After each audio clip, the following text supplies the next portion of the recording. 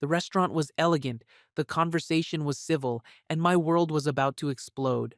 My white CEO wife looked me dead in the eye and said the 5 words that would change everything. Marriage over. Whites are better. She thought she was discarding me like broken equipment, but what she didn't know was that I'd been 3 steps ahead for months. While she plotted my humiliation, I'd been quietly moving assets, securing accounts, and building an empire she never knew existed. The woman who thought she held all the cards was about to discover that her poor black husband owned more than she ever imagined, and I was about to disappear with receipts that would leave her world in ruins. What happened next will shock you, but the way I got my revenge? Pure genius. If you're watching this, subscribe and tell me where you're watching from, because this story proves that the best comeback is the one they never see coming. The crystal glasses caught the light just right. They always did at Sterling House. Ava picked this place for every important dinner because she liked how the amber glow made everything look expensive. Even me. I sat across from her in our usual private alcove, watching her cut into her salmon with surgical precision. 5 years of marriage, and I still noticed how she held her fork.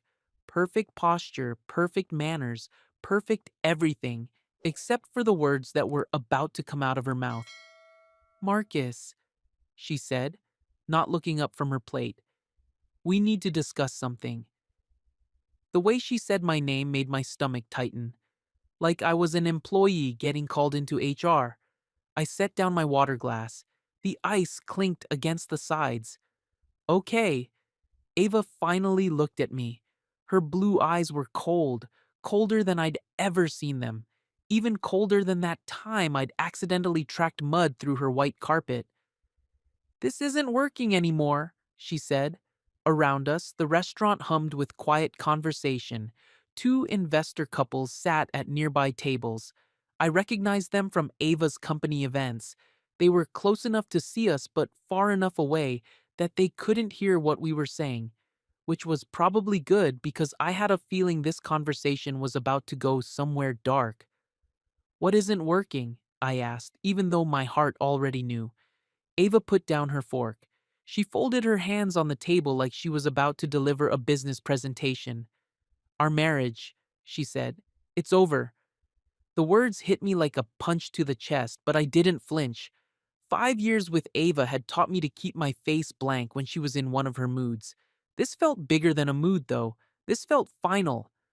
Over, I repeated. Yes. She reached for her wine glass, took a sip, set it down with barely a sound.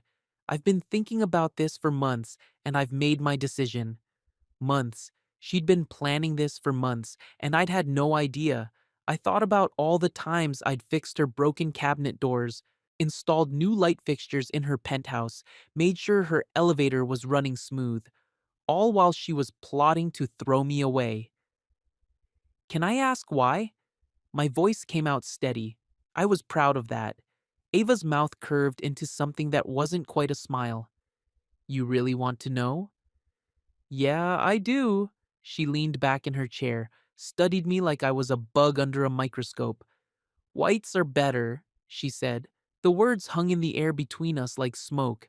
I felt my face get hot, but I kept my expression calm. Around us, the restaurant kept moving. Waiters walked by with trays. People laughed at other tables.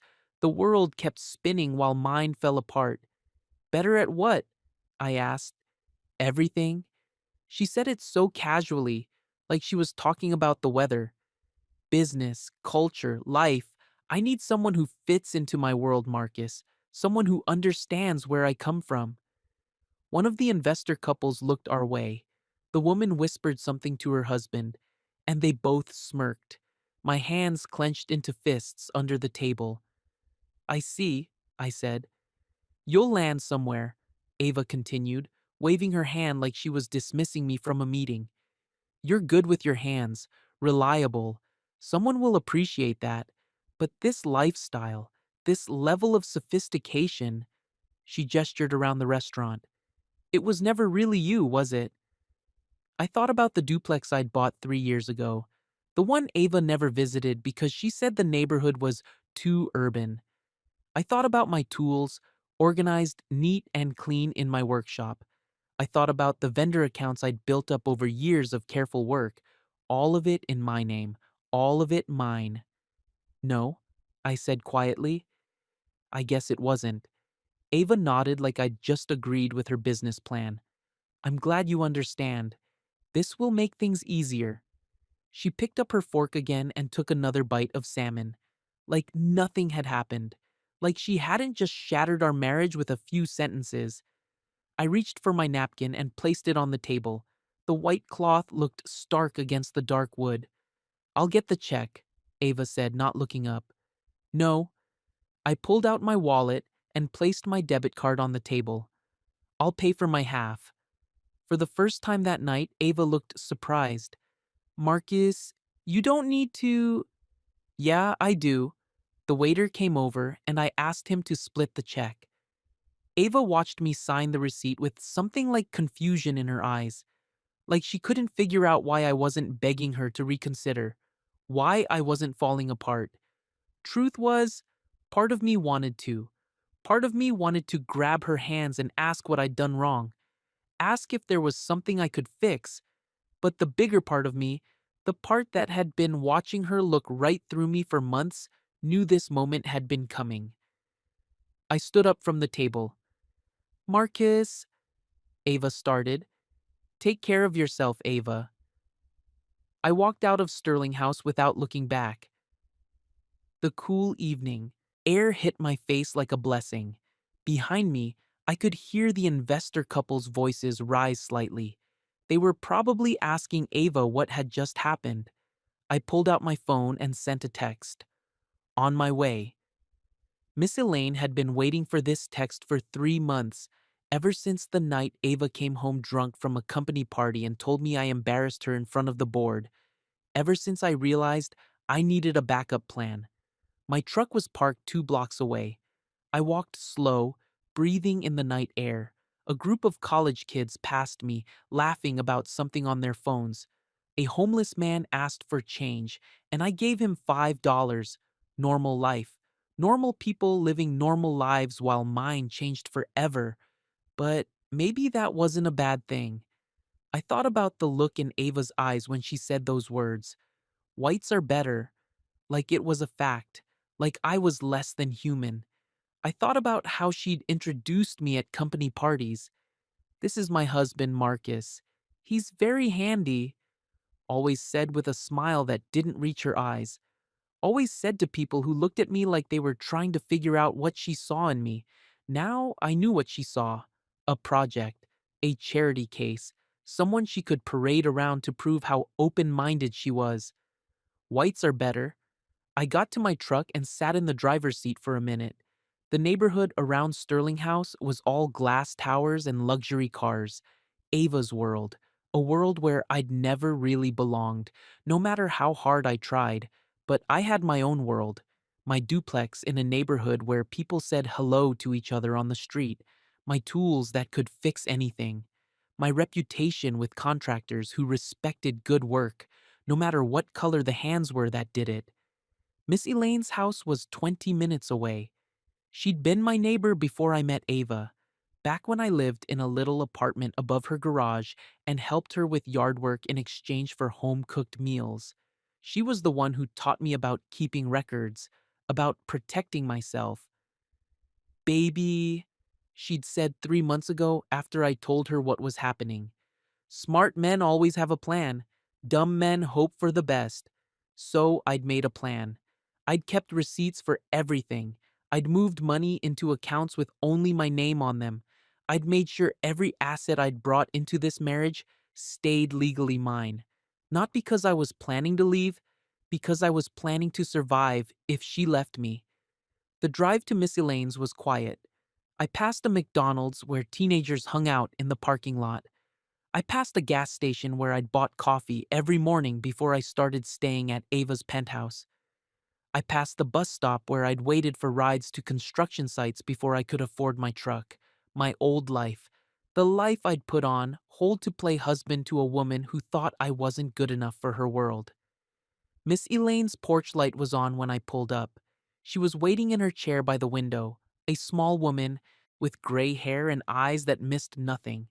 When she saw my truck, she stood up and waved. I walked up her front steps, and she opened the door before I could knock. "Come on in, baby," she said. "Tea's ready." Her living room smelled like lemon cookies and old books, the same way it had for the 15 years I'd known her.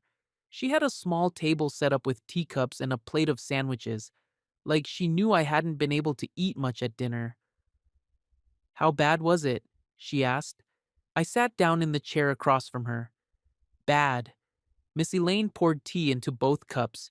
Her hands were steady, even though she was in her 70s. "What did she say?" I told her. All of it. The words that cut like knives, the look on her face, the way she acted like I should be grateful she was setting me free. Miss Elaine listened without interrupting. When I finished, she reached under the table and pulled out a sealed envelope, a slim binder, and a USB key with dates written on it in her careful handwriting. "Your insurance policy," she said. For 3 months, I'd been bringing her copies of every receipt, every contract, every piece of paper that proved what belonged to me. The duplex down payment I'd saved for years before I met Ava, the tools I'd bought with money from my own jobs, the vendor accounts I'd built with my own reputation, the small business I'd started with money I'd earned before I ever walked into Ava's world. All of it documented, all of it legal, all of it mine. "You ready for this?" Miss Elaine asked. I picked up the USB key and turned it over in my hands. Such a small thing to hold so much of my life. "Yeah," I said. "I'm ready." Miss Elaine smiled. "Good, because baby, you're about to learn something important." "What's that?" "Sometimes the best revenge is just being free." I called Ron Patel from Miss Elaine's kitchen. He and his wife Mia rented the upstairs unit of my duplex. They were good tenants, quiet, paid on time, respected the property. "Marcus?" Ron sounded surprised to hear from me so late.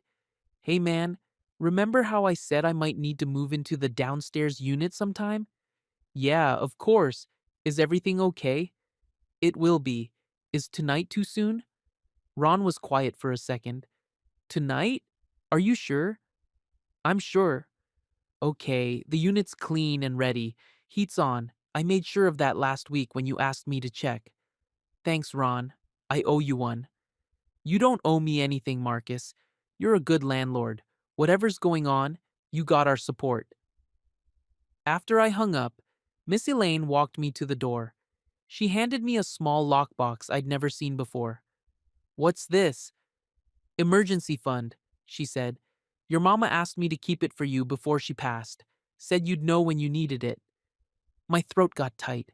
Mama had died 5 years ago, right before I met Ava. I thought Miss Elaine and I had settled all her affairs. "How much?" I asked. "Enough to get you started fresh? Your mama was smart with money. Marcus. Smarter than she let on." I hugged Miss Elaine tight.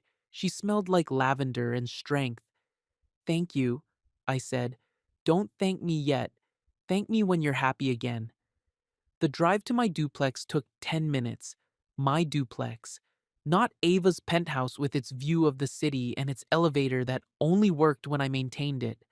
My place. My investment. My future. The duplex sat on a quiet street lined with oak trees. 2 stories, red brick with a small yard and a driveway that fit 2 cars. I'd bought it 3 years ago when property values were low and fixed it up myself. New plumbing, fresh paint, modern fixtures. The upstairs unit brought in enough rent to cover most of the mortgage. I parked behind the building and sat in my truck for a minute. Upstairs, I could see the warm glow of Ron and Mia's living room. They were probably watching late night TV, thinking about tomorrow's work, living their simple, honest life. Downstairs was dark and empty, waiting for me. I grabbed my overnight bag and the lockbox and walked to the back door. The key fit like it always had. The door opened smooth and quiet. Inside, everything was exactly how I'd left it. Hardwood floors I'd refinished myself. Paint I'd chosen carefully. Tools organized neat and clean in the closet. Furniture I'd picked out before I knew what Ava's taste looked like. This was mine. All of it. Paid for with my own work. Built with my own hands. I set my bag down and pulled out my phone. It was 11:30 p.m. In 12 hours, my whole life had changed, but standing in my own place, surrounded by my own things, I felt something I hadn't felt in months. Peace. I walked through each room, turning on lights, checking that everything was working. The heat kicked on right when it should. The water pressure was strong. The floors didn't creak. Good work. Honest work. I opened the lockbox Miss Elaine had given me. Inside was more cash than I'd expected and a note in Mama's handwriting. For my boy Marcus. When you need to be brave, remember you already have everything you need. Love, Mama. I sat down on the couch and read the note 3 more times. Then I put it in my wallet next to the business cards for vendors who respected my work and the receipt from dinner tonight. Tomorrow, I'd start over. I'd call Rico at City Pro Supply and make sure my contractor accounts were still in my name. I'd schedule appointments with clients who paid market rate for quality work. I'd build a life based on what I could do, not what someone thought I was worth. But tonight, I just sat in my own place and felt grateful. Grateful that Ava had shown me who she really was. Grateful that I'd been smart enough to protect myself. Grateful that Mama had raised me to stand on my own 2 feet. And grateful that somewhere deep inside me, I'd always known this day might come. My phone buzzed with a text from Leah, Ava's operations manager. You okay? Heard there might be changes. I typed back. Won't be in tomorrow. Transitioning. She responded immediately. Whatever you need. You're good people, Marcus. I turned off the phone and lay down on the couch. Through the windows, I could see stars. Real stars. Not the city lights that washed them out from Ava's penthouse. Tomorrow would bring new challenges. Ava would probably try to make this difficult. She might even try to take things that weren't hers. But I had receipts. I had proof. I had a plan. Most importantly, I had my dignity. Whites are better, she'd said. Maybe in her world, but in my world, good work spoke for itself. Character mattered more than connections, and a man who knew his own worth never had to beg anyone to recognize it. I closed my eyes and smiled. For the first time in months, I was exactly where I belonged. I woke up at 6:30 a.m. to the sound of birds outside my window.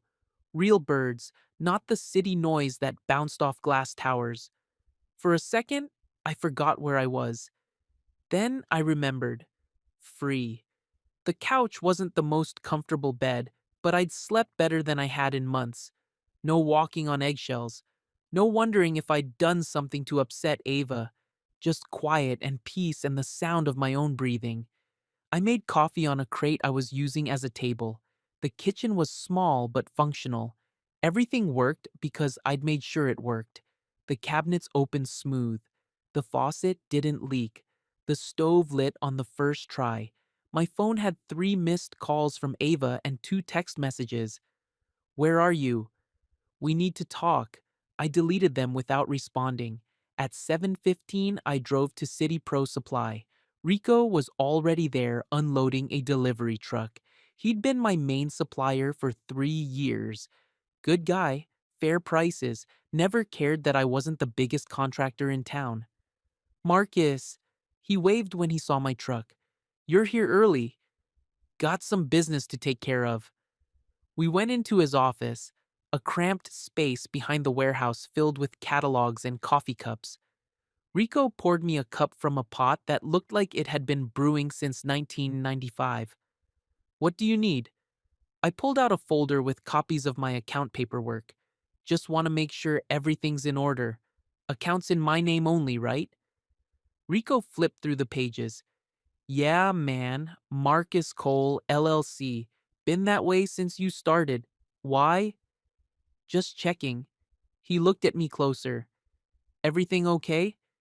Will be. Rico nodded. He didn't push. That's why I like doing business with him. I need some lockboxes, I said. The heavy duty kind. Also, LED safety lights. And a new sump pump. How many lockboxes? 3. Planning to secure the crown jewels? Something like that. Rico laughed and started writing up the order. Sump pump for the duplex? Yeah. Tenant mentioned the basement gets damp when it rains hard. Smart landlord. Most guys would wait for it to flood first. I paid cash and scheduled delivery for that afternoon. On my way out, Rico handed me a business card. My cousin's got a small construction company. They're looking for reliable subcontractors. Electrical work, mostly. You interested? I took the card. Maybe, thanks. Take care of yourself, Marcus. Back at the duplex, I spent the morning taking pictures. Every room, every corner, every piece of equipment. I time-stamped each photo and uploaded them to a cloud storage account Ava had never seen. Documentation, evidence, proof. Miss Elaine had taught me that. Paper trail beats, he said she said every time, she'd say. Around 10:30, I heard footsteps on the stairs above me. Ron and Mia were getting ready for work. A few minutes later, someone knocked on my door. Morning, Marcus. Mia stood on my doorstep, holding a plate covered with aluminum foil. Thought you might be hungry. Mia was small and quiet, with kind eyes and paint under her fingernails. She taught art at the local elementary school. Ron worked tech support for a medical company. Normal people with normal jobs and normal problems. That's really nice of you, Mia. You didn't have to. I wanted to. She handed me the plate. Is everything all right? Ron said you needed to move in suddenly. I lifted the foil. Homemade biscuits and scrambled eggs, still warm. Yeah, everything's fine. Just some changes in my living situation. Mia nodded. Well, if you need anything, we're right upstairs. And Marcus? Yeah? We're glad you're here. It feels safer knowing you're in the building. After she left, I sat at my makeshift table and ate the best breakfast I'd had in weeks. Real food made by real people who cared about their neighbors, not catered meals from restaurants where the staff knew exactly how much money you had. My phone rang. Ava again. This time I answered. Marcus, where are you? I've been calling all night. I'm fine. That's not what I asked. Where are you? Somewhere safe. Don't be dramatic. Come home. We can discuss this like adults. Home. Like the penthouse had ever been my home, like I was a guest who'd overstayed his welcome.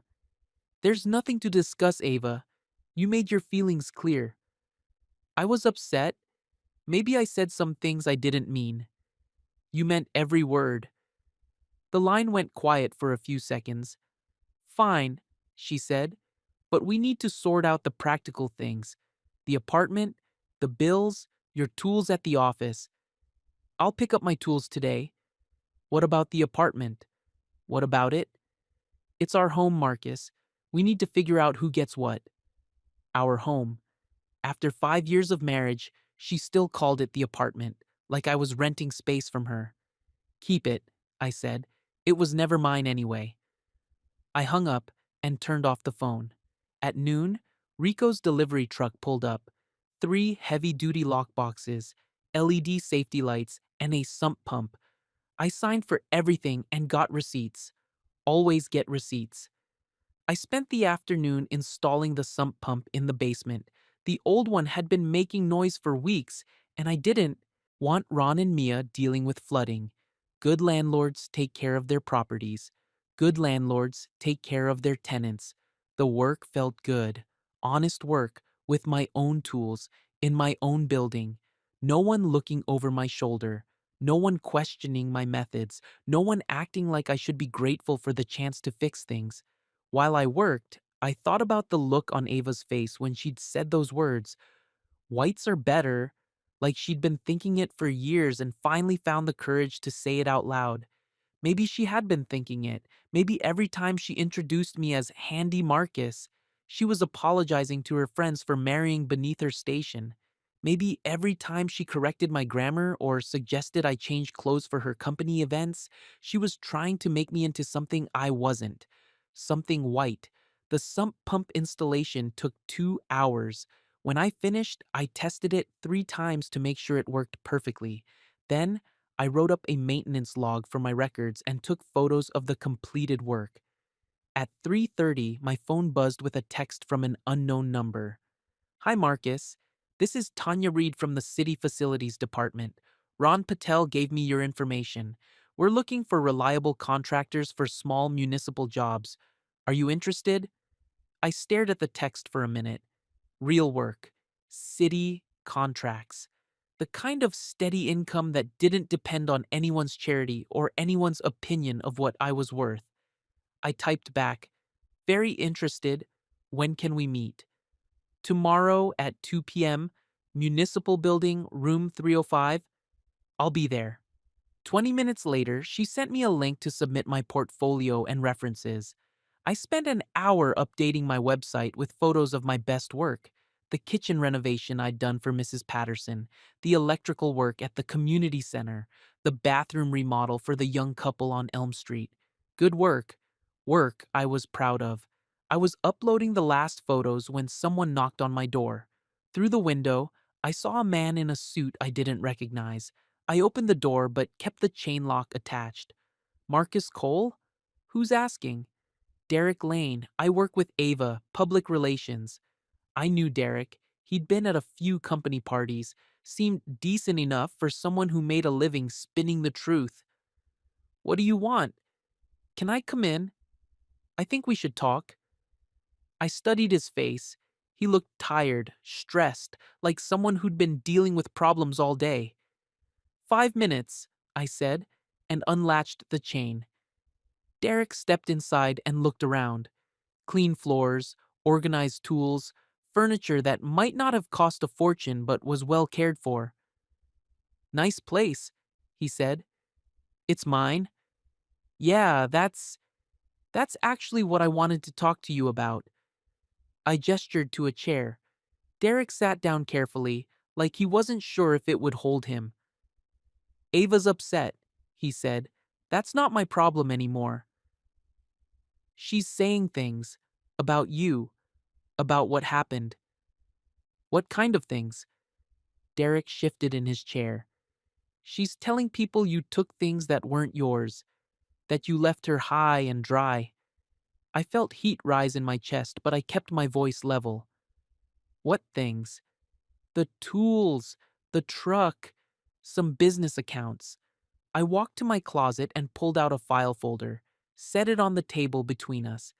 "These are receipts," I said, "for every tool I own, for the down payment on this duplex, for the business license I got 2 years before I met Ava, for the truck I bought with money I earned doing honest work." Derek opened the folder and started reading. His face changed as he went through the papers. "This is," he looked up at me, "this is all documented. Everything I have is something I earned." "What about the joint accounts?" "What joint accounts? I never had access to Ava's money, and she never had access to mine." Derek closed the folder and rubbed his forehead. "She's making this very complicated." "It's not complicated. She told me to leave, so I left. She told me whites are better, so I'm giving her the chance to prove it." Derek looked at me sharp. "She said that?" "Word for word." Jesus. Derek stood up and paced to the window. "This is worse than I thought." "Why? What's going on?" "Someone overheard part of your conversation last night. Words getting around the office. The board's asking questions." Good, I thought. Let them ask questions. "That's not my problem either." "Look, Marcus," Derek turned back to me. "I know you probably hate Ava right now, but if this gets out publicly—" "If what gets out? The truth?" "It could hurt everyone. The company, the employees, even you." I stood up and opened the door. "Derek, I appreciate you coming by, but I'm not going to help Ava clean up the mess she made. I'm not going to lie for her, and I'm sure as hell not going to protect her from the consequences of her own words. Derek walked to the door, then stopped. For what it's worth, he said, I don't think she meant it. The race thing. I think she was just trying to hurt you. That makes it worse, not better. Derek nodded slowly. Yeah, I guess it does. After he left, I sat on my couch and thought about what he'd said. Someone had overheard. Word was getting around. The board was asking questions. Part of me felt satisfied. Ava had spent years making me feel small, and now she was about to learn what small actually felt like. But mostly, I felt tired. I didn't want revenge. I just wanted peace. I wanted to build things and fix things and work with people who respected what I brought to the table. I wanted to live in a world where my worth wasn't measured by who I was married to or what color my skin was. I wanted to be free. At 6 o'clock, Ron knocked on my door. Hey, Marcus, how's the pump working?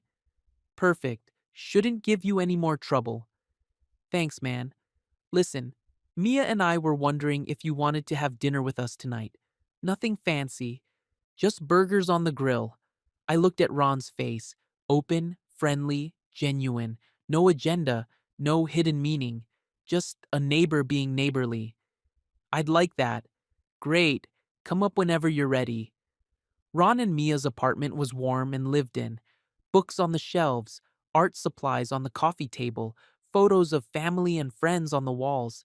The kind of home where people actually lived instead of just existing. We ate on their small balcony overlooking the backyard. Ron grilled burgers while Mia made salad and I helped set the table. Simple work, simple food, simple conversation. So, what do you do, Marcus? Mia asked. Besides being our superhero landlord, I'm a contractor. Maintenance, repairs, small renovations. That's so useful, she said. I can barely hang a picture frame without making 3 holes in the wall. Ron laughed. She's not exaggerating. I had to repaint half the living room after she tried to install floating shelves. They were very ambitious shelves, Mia protested. We talked about normal things, their jobs, their families, their plans to maybe buy a house someday. They asked about my work, and I told them about some of the jobs I was proud of. They listened like they actually cared. It felt good, normal, real. Around 9, my phone started buzzing. Ava, calling again. You should probably get that, Ron said. I looked at the screen, then turned the phone off. No, I shouldn't. Mia reached across the table and squeezed my hand. Trouble at home? I thought about how to answer that. No, I said finally. No more trouble at home. After dinner, I went back downstairs and made a list of everything I needed to do tomorrow. Call the city about permits, update my insurance, schedule appointments with potential clients, start building a real life, not just surviving someone else's. I opened my laptop and started working on a business plan. Simple stuff, honest work at fair prices, reliable service from someone who took pride in doing things right. No more fixing things for someone who thought I was broken. No more being grateful for scraps from someone else's table. No more pretending to be smaller than I was to make someone else feel bigger. I was done with all of that. Tomorrow, I'd start over. I'd build something that belonged to me. Something that couldn't be taken away with a few cruel words over dinner. Something real. I looked around my small apartment, my tools in their cases, my receipts in their folders, my life, organized and ready for whatever came next.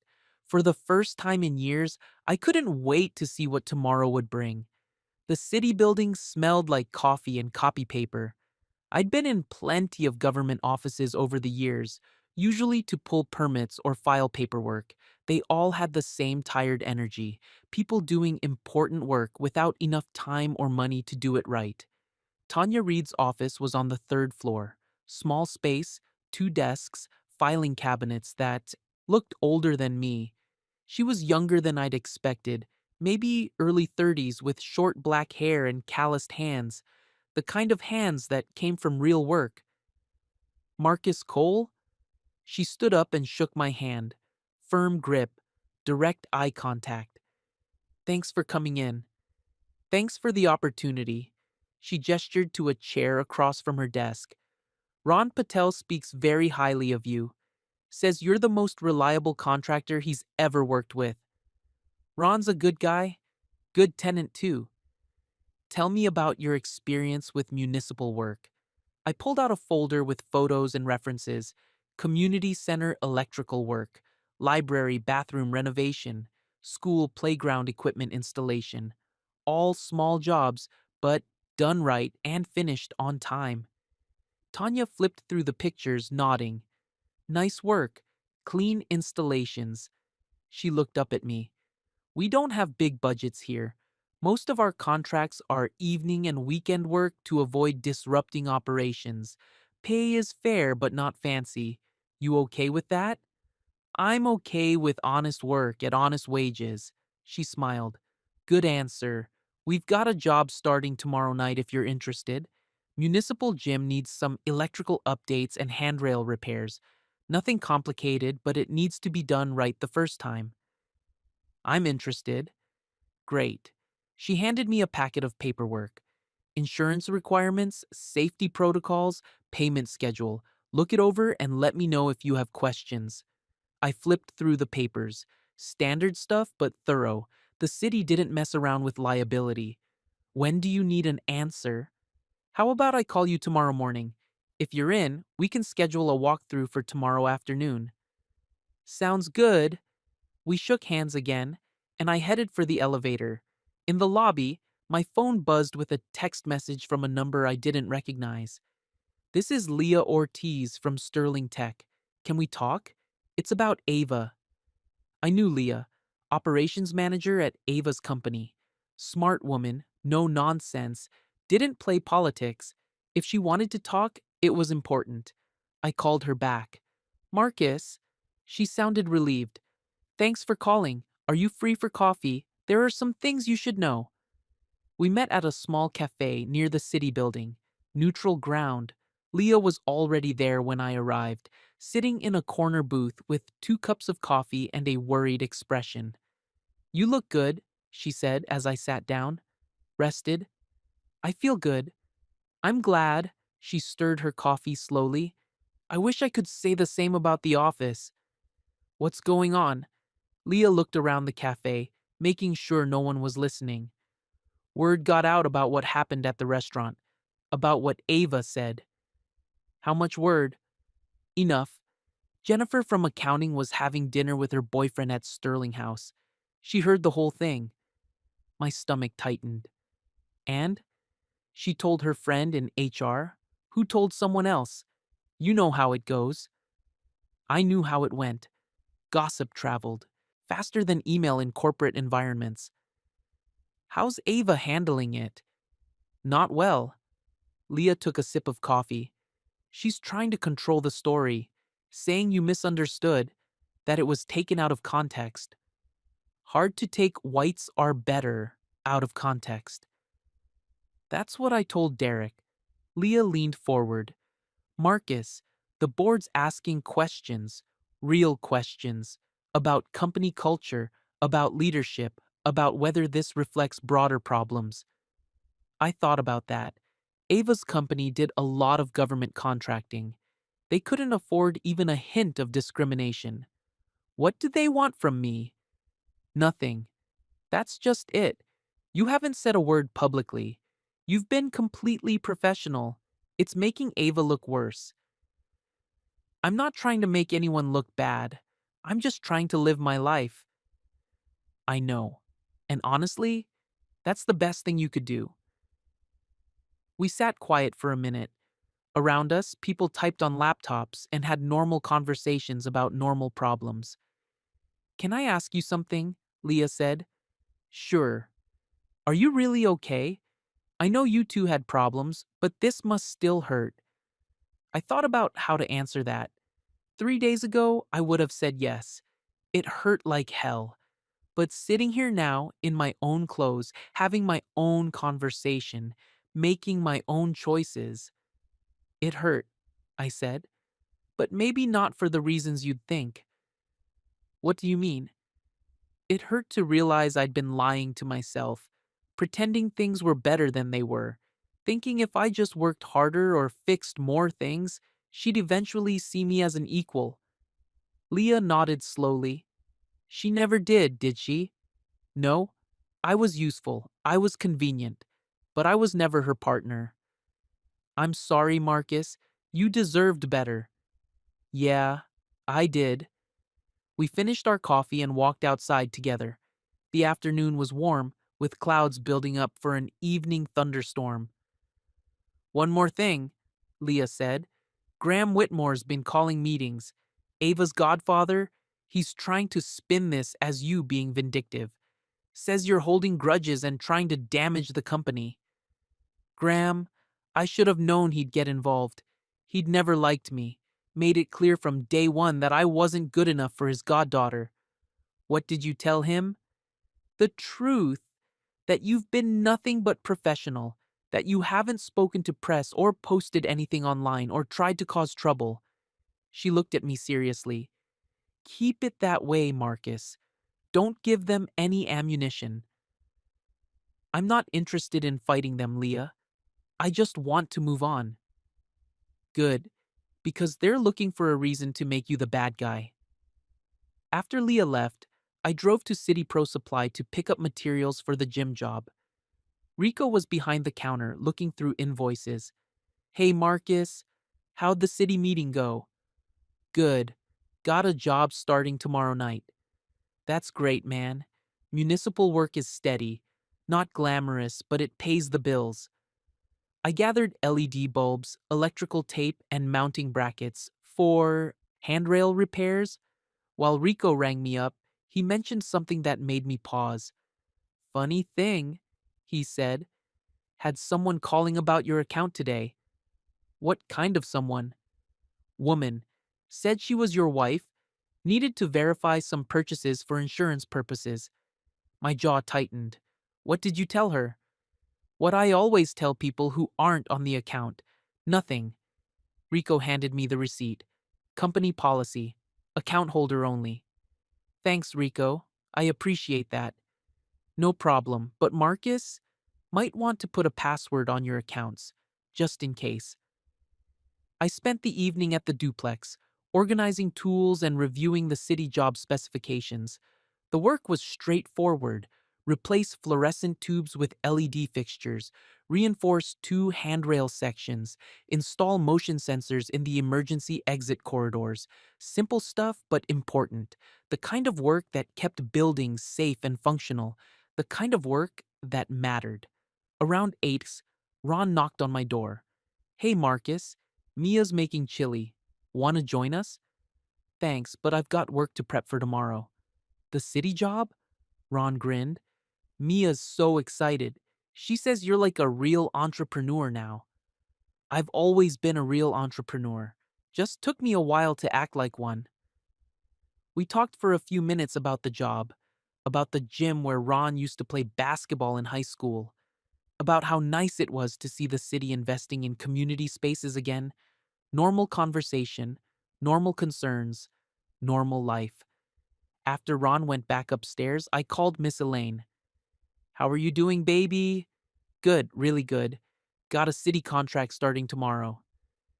That's wonderful. Your mama would be so proud. I could hear the smile in her voice. Miss Elaine had been like a second mother to me since Mama died. She understood what this meant. Miss Elaine, can I ask you something? Of course. Do you think I'm doing the right thing? Walking away instead of fighting? She was quiet for a moment. Baby, there's a difference between fighting and defending yourself. Fighting is about proving you're right. Defending is about protecting what matters. What if she tries to make trouble? What if she tries to take things that are mine? Then you show your receipts and let the truth speak for itself. But don't go looking for trouble, Marcus. Don't give her any reason to paint you as the villain. She already tried that. Had someone call Rico, pretending to be checking on my account. And what happened? Nothing. Rico knows his business. Good. See? The truth protects itself when you do things right. The next morning, I woke up early and drove to the gym for the preliminary walkthrough. The building was old but well maintained. Hardwood floors that had been refinished recently, clean locker rooms, equipment that looked like it had been purchased with care and maintained with pride. The kind of place that served its community without making a fuss about it. Tanya met me at the side entrance. Morning, Marcus. Ready to see what we're working with? We spent an hour going through the building. The electrical work was exactly what she'd described. Old fluorescent fixtures that needed updating to LED, a few loose handrail bolts that needed reinforcing, motion sensors that would help reduce energy costs. Think you can handle it?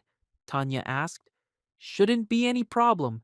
How many evenings are we talking about? 3, maybe 4. Depends how efficiently you work. I work efficiently. That's what I like to hear. While we finished the walkthrough, my phone buzzed with a call from Derek Lane. Excuse me, I told Tanya and stepped outside to answer. Marcus, we have a problem. What kind of problem? Ava's scheduled a board meeting for this afternoon. She's planning to present evidence that you took company property. I felt heat rise in my chest. What evidence? I don't know, she won't tell me. But Graham's been encouraging her to be aggressive about this. Derek, I never took anything that wasn't mine. I have receipts for everything I own. I believe you, but she's desperate, Marcus. She's looking at potential lawsuits, board investigations, maybe even losing her position. People do stupid things when they're desperate. I walked to my truck and leaned against the tailgate. What do you want me to do about it? Just be prepared. Have your documentation ready. And whatever you do, don't contact her directly. Don't give her any ammunition. I wasn't planning to. Good. I'll try to find out what she's planning and give you a heads up. After Derek hung up, I stood in the parking lot for a few minutes, watching traffic go by. Part of me wanted to drive straight to Ava's office and confront her, ask her what she thought she was doing, demand that she stop trying to destroy me just because her own words had consequences. But that's exactly what she wanted. Drama, emotion, a reason to paint me as unstable or vindictive. I wasn't going to give her that. Instead, I drove home and spent the afternoon organizing my documentation. Every receipt, every contract, every photo, every piece of paper that proved what belonged to me. Let her present whatever evidence she thought she had. I had the truth. At 6, I loaded my tools and headed to the gym for my first night of work. The building was quiet with just a security guard at the front desk and a few people in the pool area. I started in the main gymnasium, replaced the old fluorescent tubes with LED arrays that would last 10 times longer and use half the electricity. Clean work, done efficiently, with all the old bulbs disposed of properly. While I worked, I thought about what Derek had said. Ava was desperate. She was facing consequences for her own choices and looking for someone else to blame.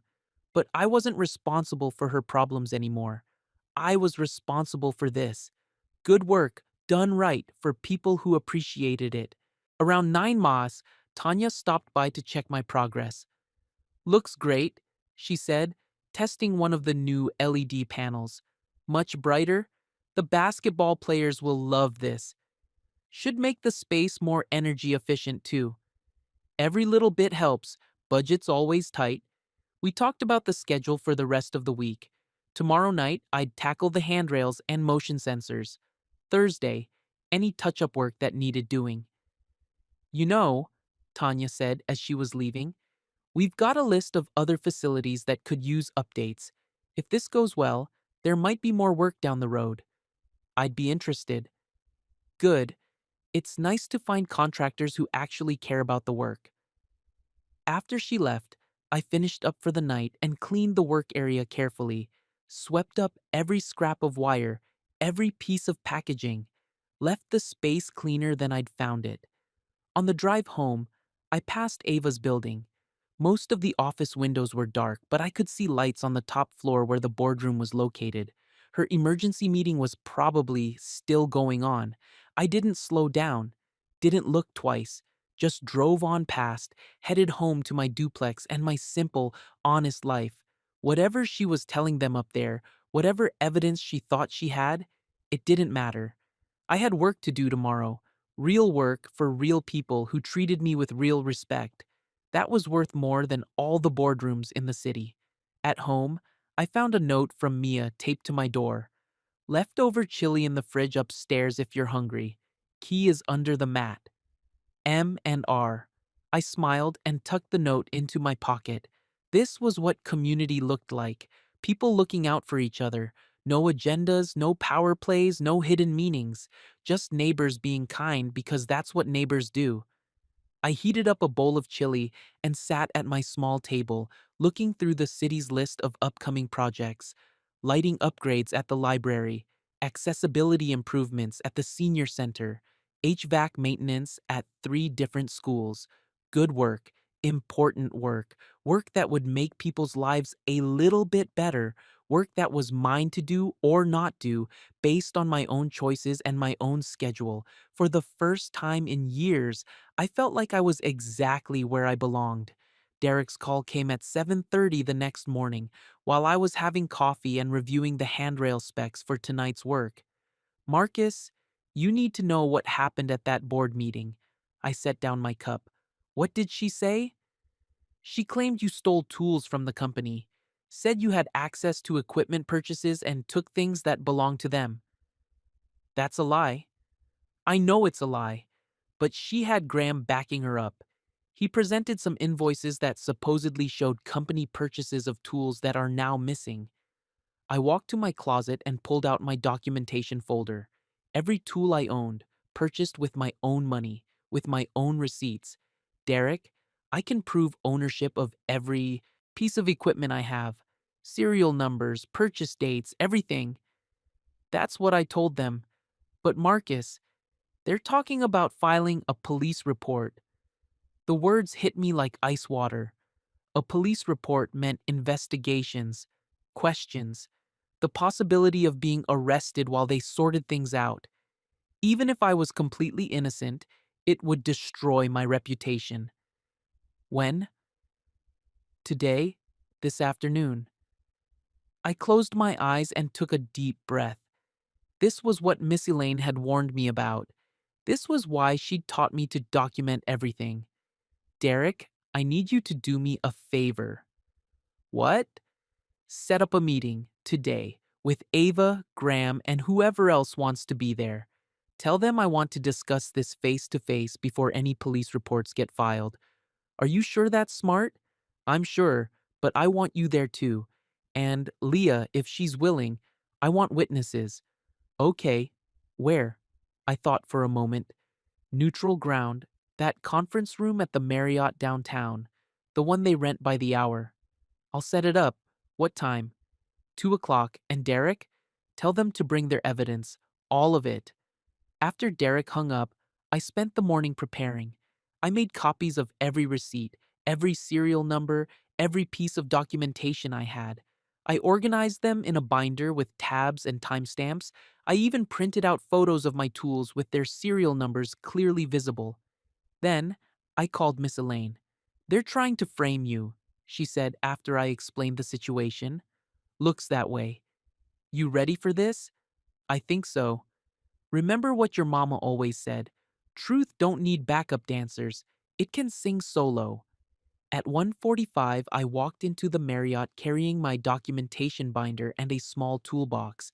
The conference room Derek had reserved was on the second floor.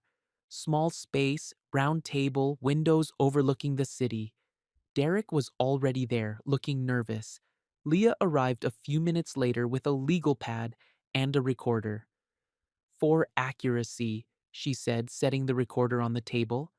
Hope that's okay. That's perfect. Ava walked in at exactly 2 followed by Graham Whitmore and a woman I didn't recognize in an expensive suit. This is Janet Morrison, Graham said. Company counsel. Ava wouldn't look at me directly. She'd lost weight since our dinner at Sterling House, dark circles under her eyes. The confidence she'd worn like armor was cracked. "Thank you all for coming," I said. "I understand there are some questions about property ownership." Graham spread a folder across the table. "More than questions. We have evidence that you took tools and equipment belonging to Sterling Tech." "Let's see it."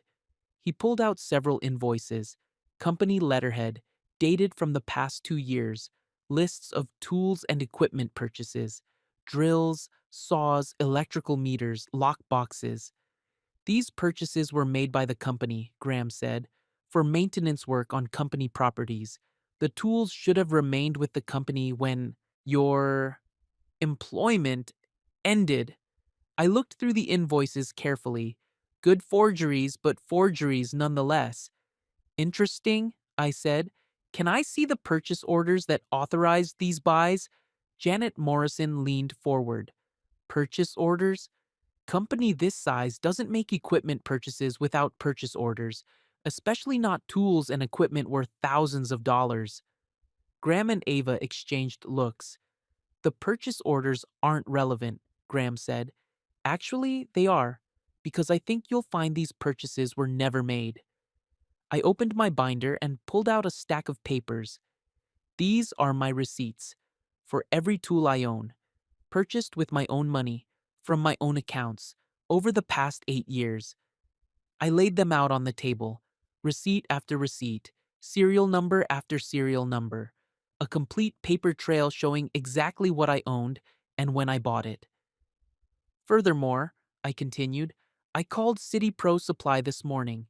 They confirmed that Sterling Tech has never had an account with them.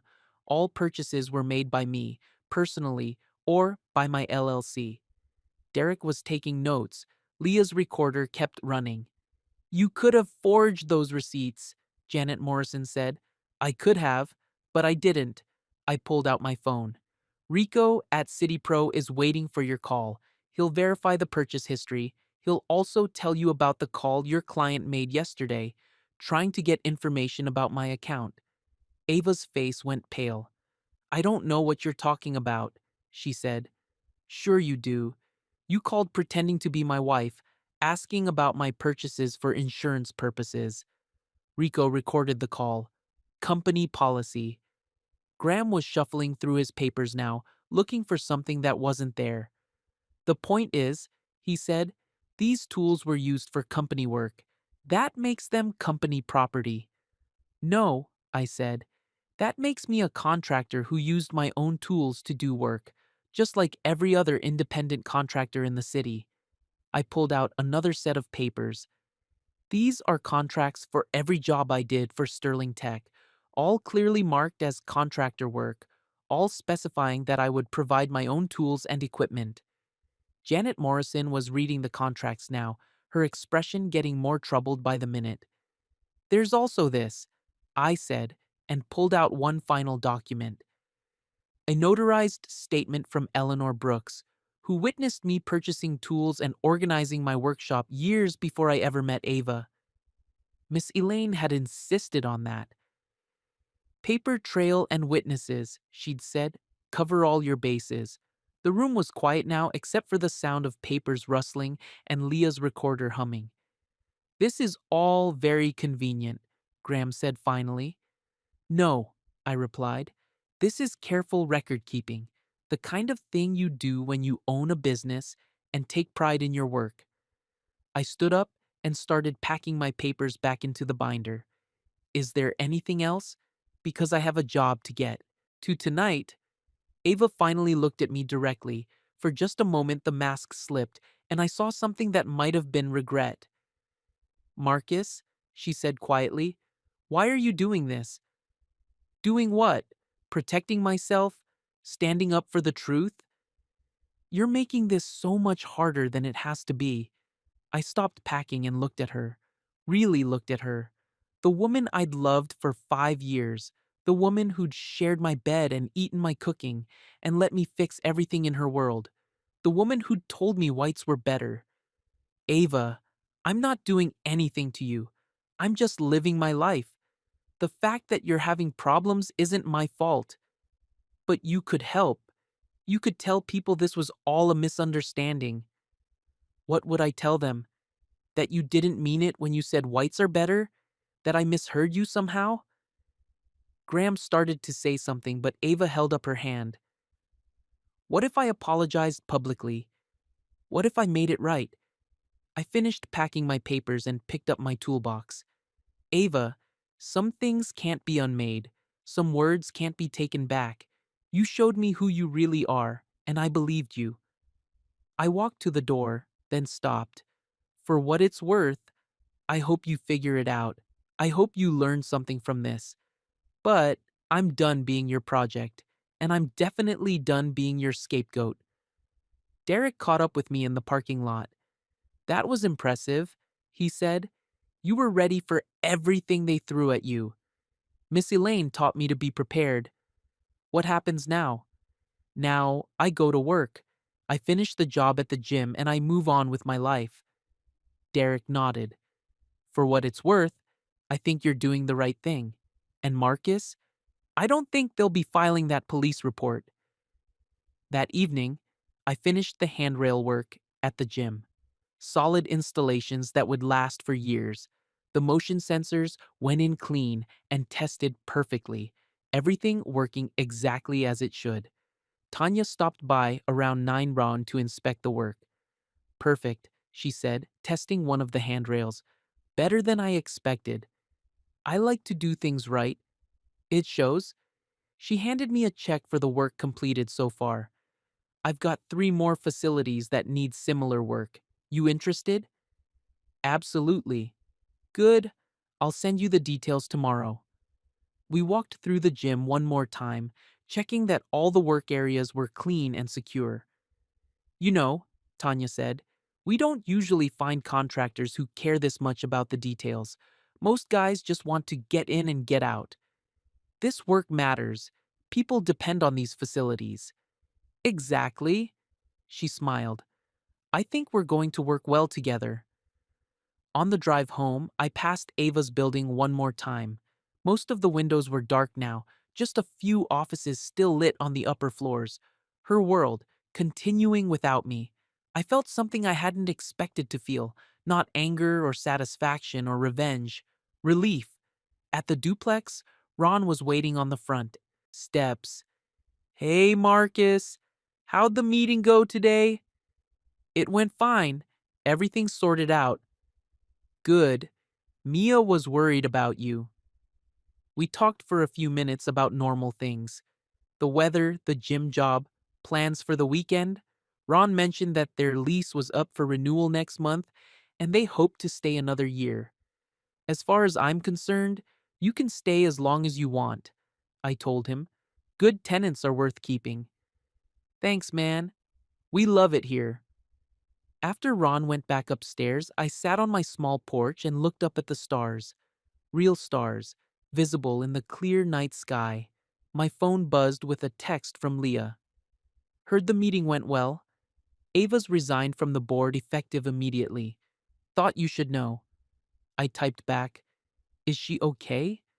She will be, eventually. I put the phone away and leaned back in my chair. Somewhere across town, Ava was probably packing up her office, figuring out what came next, facing the consequences of her choices. I felt sorry for her, not enough to go back, not enough to rescue her from her own mistakes, but sorry nonetheless. She'd had everything she thought she wanted: status, money, power, respect. But she'd thrown it all away because she couldn't see past the color of my skin. Her loss, my gain. The next morning, I woke up to sunshine and the sound of birds. I made coffee and sat at my small table, planning the day ahead. 3 estimates to write up, a supply run to City Pro, a call to Tanya about the new facilities work. Good work, honest work, work that was mine to do at my own pace, on my own terms. My phone rang. Miss Elaine. Morning, baby. How are you feeling? Good. Really good. I heard through the grapevine that things went well yesterday. They did. Thank you for teaching me to keep records. Your mama taught you that. I just reminded you. We talked for a few minutes about the gym job, about the city contracts, about how proud mama would be to see me standing on my own feet. You know what the best part is? Miss Elaine said. What? You didn't have to tear anyone down to build yourself up. You just showed them who you really are. After we hung up, I went outside to check on the motion light I'd installed by the side path. Still working perfectly, casting a bright circle of safety for anyone walking to their door at night. Mia was in the backyard, hanging laundry on a line between two trees. Morning, Marcus. Beautiful day, isn't it? It really is. Ron told me about your meeting yesterday. I'm glad everything worked out. Me too. She clipped a sheet to the line and looked at me seriously. Can I tell you something? When we first moved in here, the neighborhood felt a little unsafe, but having you downstairs, knowing you're looking out for the building, it makes all the difference. I'm just being a good neighbor. No, you're being a good man. There's a difference. That afternoon, I drove to City Pro Supply to pick up materials for the next job. Rico met me at the loading dock. Heard you had some excitement yesterday, he said. Word travels fast. Small business community. We look out for each other. Rico helped me load electrical supplies into my truck. For what it's worth, I knew those invoices were fake the minute I saw them. How? Wrong model numbers. We haven't carried half that stuff for 3 years. I laughed. Attention to detail matters. In this business, it's everything. As I was leaving, Rico handed me a business card. My cousin's company, he said. They heard about your city contracts. Want to talk about partnering on some larger jobs? Thanks, Rico. I'll give them a call. You're building something good here, Marcus. Don't let anyone tell you different. That evening, I sat at my table and wrote up 3 estimates for potential clients: a bathroom renovation for an elderly couple, electrical work for a small restaurant, accessibility improvements for a community center. Each estimate was detailed and fair. Each job was something I could be proud of. Each client was someone who respected what I brought to the table. My phone buzzed with a message from Derek. Ava's moving back to her parents' place in Connecticut. Thought you should know she won't be around to cause any more trouble. I typed back. I hope she finds what she's looking for. You're a better man than most would be in your situation. I'm just trying to be the man my mama raised me to be. As the sun set over the city, I walked around my neighborhood, past the house where Mrs. Patterson was watering her flowers, past the corner where teenagers played basketball in a driveway, past the bus stop where working people waited for rides home. My neighborhood, my community, my world. Not the fanciest world, maybe, not the most glamorous or prestigious or sophisticated, but it was real. It was honest.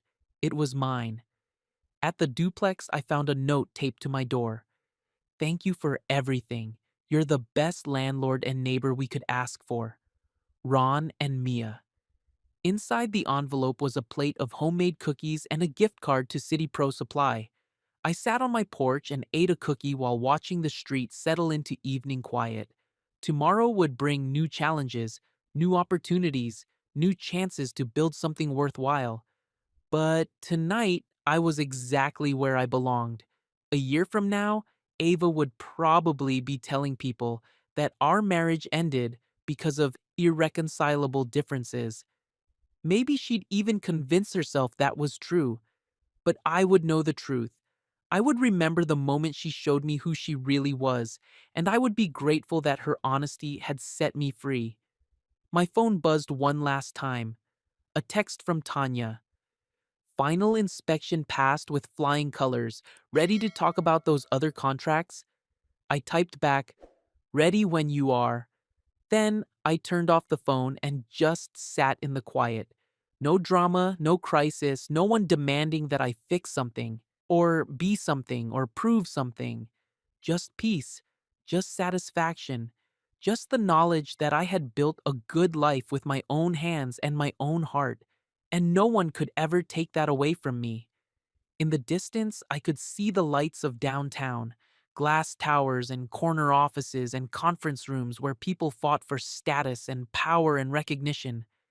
Ava's world, the world I'd tried so hard to fit into. But looking at those lights now, I didn't feel left out or rejected or less than. I felt free. The stars came out one by one, bright and clear in the darkness. I sat watching them until late, thinking about tomorrow's work and next week's possibilities and all the good things that were waiting just around the corner. For a man who knew his own worth and wasn't afraid to claim it. For a man who had learned the difference between being needed and being valued. For a man who had finally come home to himself.